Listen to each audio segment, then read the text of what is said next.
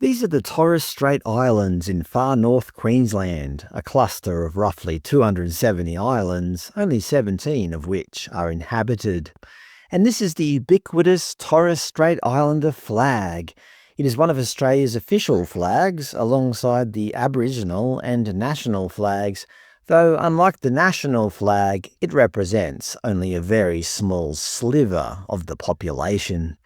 Just quickly before we start, Queensland Health has a terminology guide under the banner of cultural capability, which notes, Torres Strait Islander must always be capitalised and should never be abbreviated, as to do so may cause offence. As we know, causing offence in Australia is the ultimate sin. It's odd. For a group of people that historically never had a written language, it's strange they would care so much about capitalisation and abbreviation. It's especially curious because Australians usually love abbreviations. We call ourselves Aussies, Tasmania becomes Tassie, and a tradesperson is a tradie. None of these seem to upset anyone. We are generally pretty easygoing. Imagine meeting a fireman from Brisbane and saying, "Oh, you're that fiery from Brizzy," only for them to reply, "Excuse me, I find that deeply offensive. I'm a firefighter from Brisbane. How dare you abbreviate my profession and place of birth?" We'd all have a good laugh. So it's funny that when it comes to Torres Strait Islanders, we aren't allowed to abbreviate the name in any way, lest we cause somebody to become offended.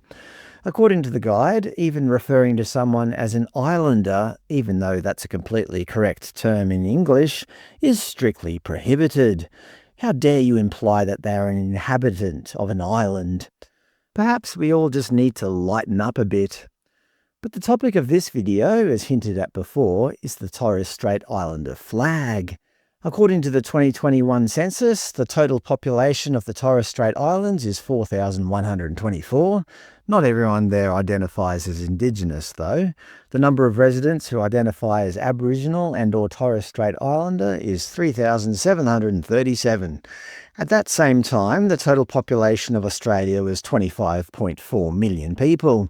This means that the people living on the islands, the very people this flag was created for, make up roughly 0.015% of the total Australian population.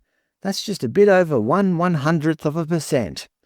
Despite this tiny percentage, and thank you to the viewer for making this point, the Torres Strait Islander flag is flown everywhere across the mainland.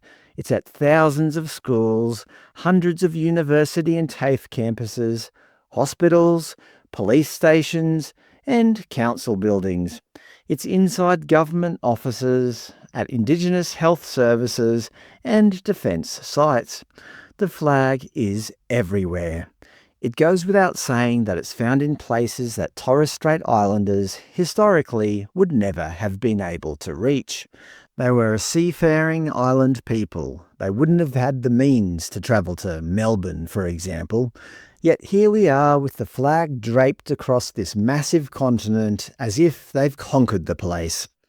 Obviously, there's no official flag registry that tracks every single pole, but based on the number of schools, universities and government buildings, I estimate there must be between 12 and 14,000 Torres Strait Islander flags flown every single day. As we saw, there are only about 3,700 islanders living on the actual islands. They're outnumbered by their own flags 3-1. That surely must be the highest number of flags per head for any nation in the world. Of course, some of you might be thinking there are more than just a few thousand Torres Strait Islanders in existence, meaning many people of Torres Strait Islander ancestry, or those who identify as such, live right across Australia. According to the 2021 census, approximately 33,700 people identify as Torres Strait Islander only, while about 36,000 identify as both Aboriginal and Torres Strait Islander. Even if we use that total of 69,848, that relatively small population still has an estimated 14,000 flags regularly flown in its honour. That's one flag for every 5 people. The expansionist kings of old could only have dreamt of such effortless geographic saturation. This is a bit of a historical outlier, is it not? A civilization conquering a continent not with armies, but with textile production.